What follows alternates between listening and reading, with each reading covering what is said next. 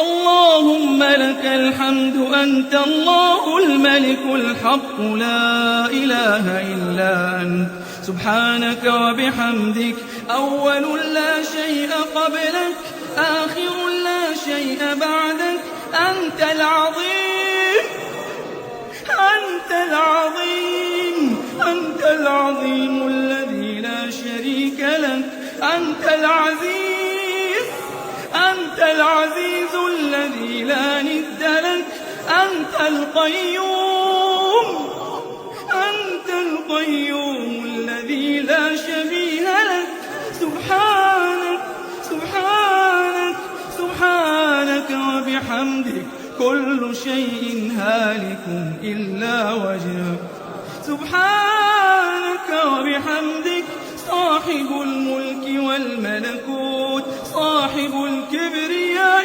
والجبروت لا تحول لا تزول أنت الحي الذي لا يموت أنت الحي القيوم الذي لا يموت لا يموت لا يموت سبحانك من إله ما أعظمك سبحانك من إله خالق ما أرفعك بسطت بالخيرات يدك وأنجزت وعدك خلقتنا وهديتنا وأطعمتنا وسقيتنا أظهرت أمننا كبت عدونا ومن كل ما سألناك أعطيتنا فلك الحمد علينا لك الشكر علينا لك الحمد كثيرا ولك الشكر كثيرا لك الحمد بالإسلام ولك الحمد بالإيمان لك الحمد أن بلغتنا شهر رمضان لك الحمد يا ربنا أن بلغتنا شهر رمضان وجعلتنا من أهل الصيام والقيام لك الحمد إلهنا على ختم القرآن لك الحمد إلهنا أن أحييتنا لختم القرآن نسألك يا رب يا رب يا رب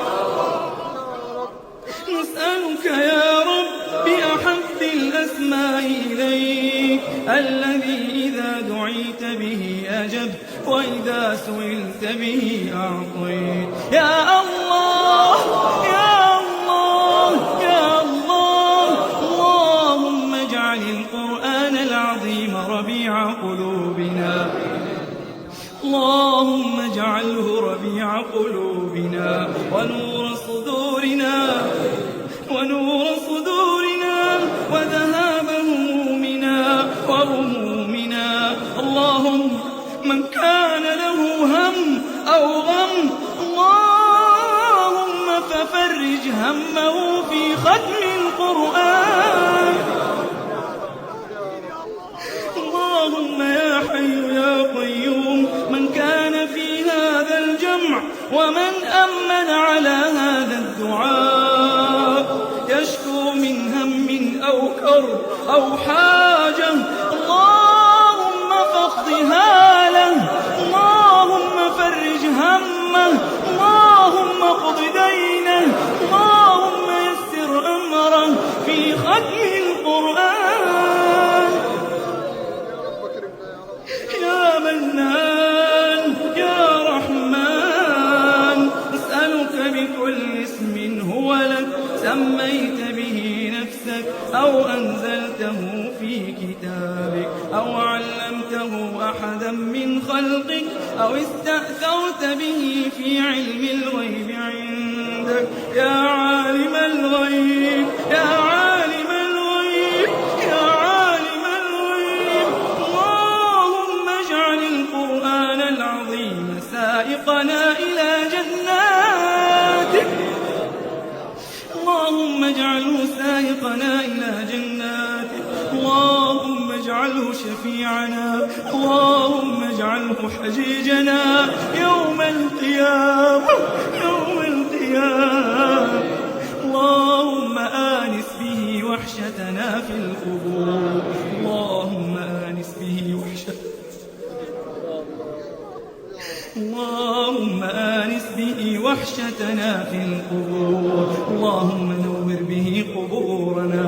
اللهم نور به قبورنا يا رب يا رب يا الله. أنت جعلته نورا أنت جعلته نورا. أنت القائل أنك جعلت القرآن نورا. اللهم اجعله لنا نورا في القبور، نورا على الصراط يوم العبور. اللهم اجعله لنا نورا على الصراط يوم العبور. اللهم اجعلنا ممن يتلوه فيرقى ولا تجعلنا ممن يتلوه فيشقى.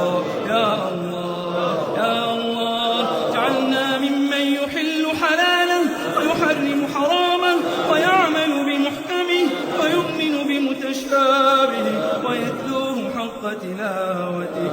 يا الله يا الله، اجعلنا من أهل القرآن، اجعلنا من أهل القرآن الذين هم أهلك وخاصتك يا رب العالمين.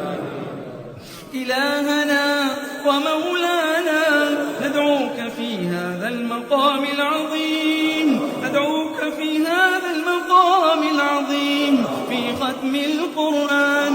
اللهم اجعلنا بالقرآن عند الجزاء من الفائزين.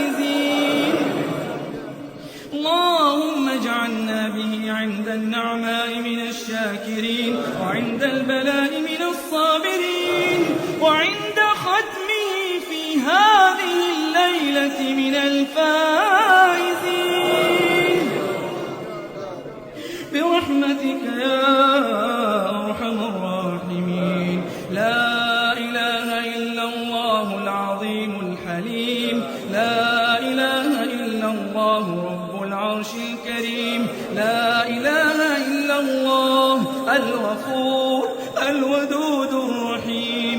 سبحانه وبحمده بكت من خشيته العيون، سبحانه وبحمده له الحكم وإليه ترجعون. سبحانه وبحمده يقول للشيء كن فيكون. أسألك يا كريم يا مقصود يا ملك يا معبود، يا من عطاؤه غير محدود، يا من ليس له والد ولا